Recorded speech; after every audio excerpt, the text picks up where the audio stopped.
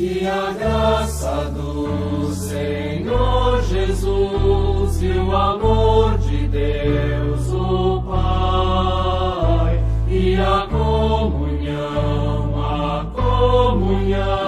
do Espírito reina aqui e para sempre, para sempre, para sempre. Amém.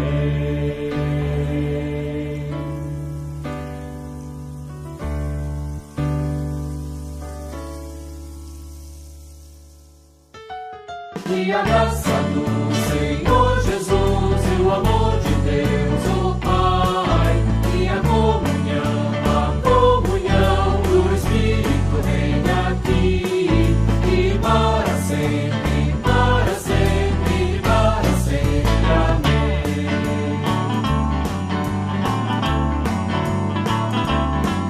Que a graça do Senhor Jesus e o amor de Deus o Pai e a comunhão do Espírito reina aqui e para sempre, para sempre, para sempre. Amém.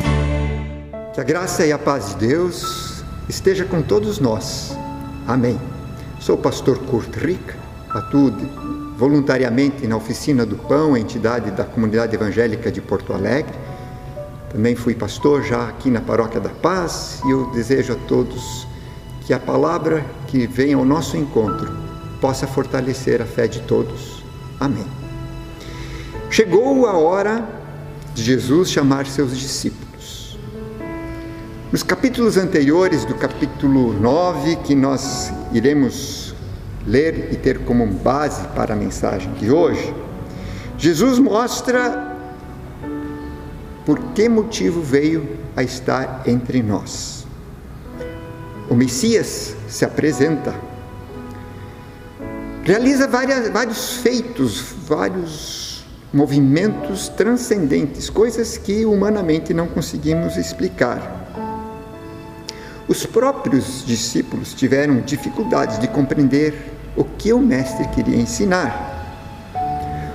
O Criador do céu e da terra põe-se na condição de ser humano.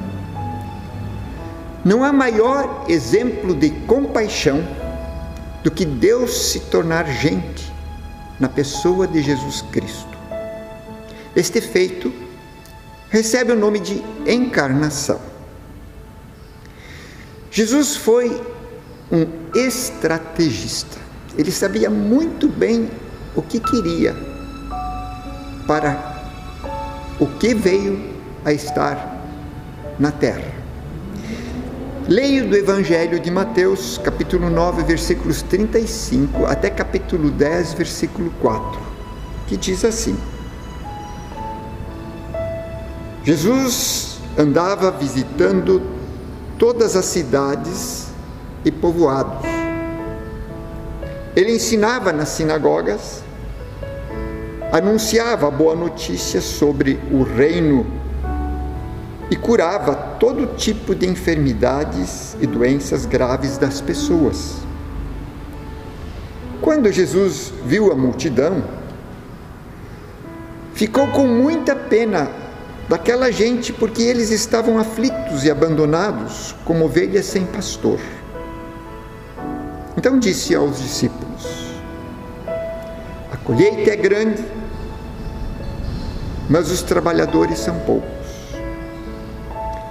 Peçam ao dono da plantação que mande muitos trabalhadores para fazerem a colheita. Capítulo 10. Os 12 apóstolos. Jesus chamou os seus 12 discípulos e lhes deu autoridade para expulsar espíritos maus e curar todas as enfermidades e doenças graves. São estes os nomes dos 12 apóstolos. Primeiro, Simão, chamado Pedro, e o seu irmão André. Tiago e o seu irmão João, filhos de Zebedeu. Filipe, Bartolomeu, Tomé e Mateus, o cobrador de impostos. Tiago, filho de Alfeu, Tadeu e Simão, o nacionalista, e Judas Iscariotes, que traiu Jesus. Temos a aprender uma forma estratégica com a qual Jesus transitou em sua existência. Ele aguardou o momento certo para começar a agir. Todos sabemos que ele começou o seu ministério aos seus 30 anos. Quando a hora chegou, Jesus não perdeu tempo. Ele caminha. Não havia automóvel, nem ônibus, nem rádio, nem televisão, nem internet. Foi calçando as suas sandálias e pondo os pés na estrada que as pessoas ouviram o que ele tinha para anunciar. De uma cidade a outra, ele buscava as sinagogas, que eram os templos em que os judeus se encontravam, encontrando pessoas que perguntavam por Deus e queriam compreender quem é Deus. Então, Jesus caminha, vai ao encontro das pessoas. Jesus fala. Não é qualquer coisa que ele diz. Ele traz consigo a boa notícia do reino de Deus. Esta notícia é a saída do caos no qual se encontrava. E na fala de Jesus nós encontramos esperança. Na fala de Jesus encontramos fundado a fé que era transmitida para os corações das pessoas que ouviam. E essa notícia que Jesus trazia teve a força de mudar a história da humanidade. Jesus age. Ele tem uma atitude. Multidões sedentas correm ao seu encontro. Pobres, doentes, enfermos, aflitos, abandonados, buscam o seu auxílio. Jesus os tocava e os curava. Jesus age. Jesus chama pessoas para lhe auxiliar. A tarefa era grande, as necessidades eram enormes. E ele chamou pessoas e as discipulou, as ensinou. Nós sabemos dos 12 discípulos de Jesus, mas além dos 12 discípulos, também muitas mulheres foram chamadas e o seguiram. Eram pessoas simples, algumas iletradas, e com elas o novo aconteceu. Chamou um a um pelo nome, e assim como nós também um dia fomos chamados. No dia do nosso batismo já fomos chamados, no dia da nossa confirmação, ou antes disto, durante o culto infantil, no dia em que em fé nos entregamos nas mãos de Deus. Não existe hora. Este dia pode ter acontecido também já em sua vida. E Ele chama para que nós também participemos do anúncio do reino de Deus. Jesus caminha, e o seu caminho fez com que nos encontrasse. Em algum momento Deus também lhe encontrou, talvez nessa manhã Deus está lhe encontrando. Deixa Cristo te encontrar. Jesus fala. Ouça a sua voz. Ele age.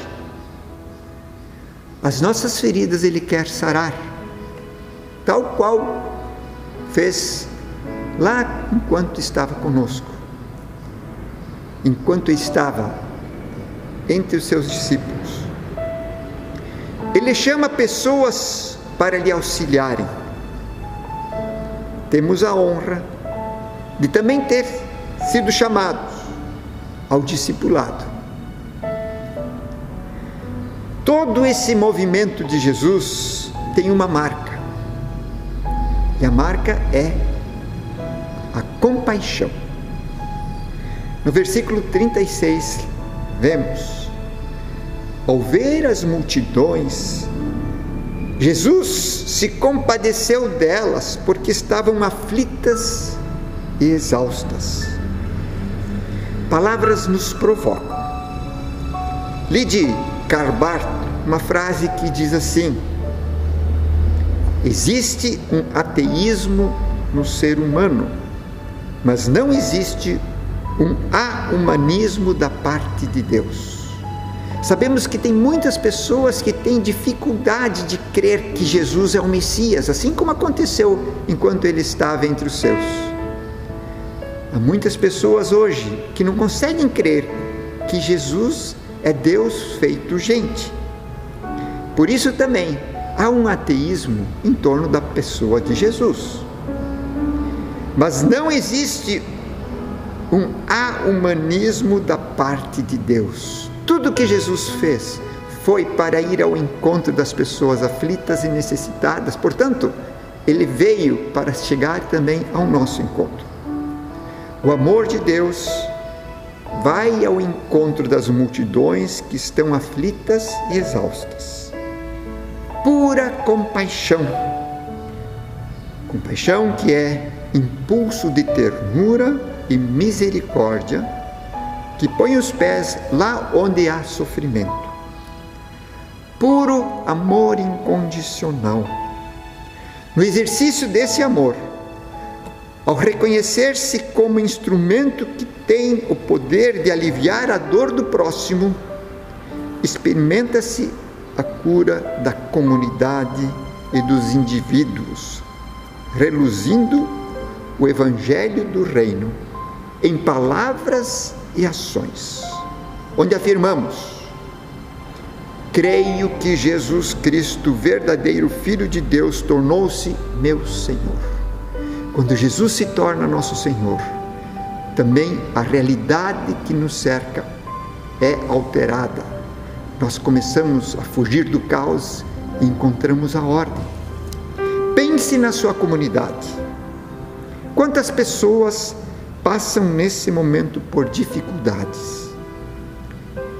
Como compadecer-se delas? Olhe para uma situação e tenha uma atitude concreta que possa aliviar esse sofrimento. Lutero afirmava: se cada um amar ao seu próximo, então o mundo estará repleto de culto a Deus. Enquanto este ciclo existir, haverá esperança para a humanidade. Faça você a sua parte. Que Deus nos abençoe e nos dê coragem de seguirmos esse chamado de Jesus para sermos seus discípulos. Oremos. Jesus, fomos chamados para sermos teus discípulos. Seguiremos ouvindo o teu Evangelho, intermediando saúde através de gestos concretos de amor. Concede a nós, leitores, nós ouvintes deste Evangelho, o desejo de levarmos uma vida santificada, promovendo a existência da tua igreja, sendo fiéis ao teu discipulado. Em nome de Cristo nós oramos. Amém.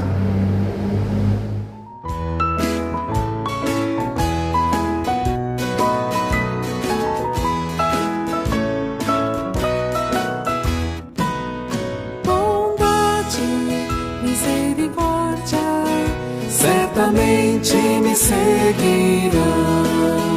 Bondade, misericórdia, certamente me seguirão. Todos os dias da minha vida, todos os dias da minha vida, habitarei na casa do Senhor para todo sempre. Aleluia. Bondade, misericórdia, Certamente me seguirão. Bondade, misericórdia, certamente me seguirão.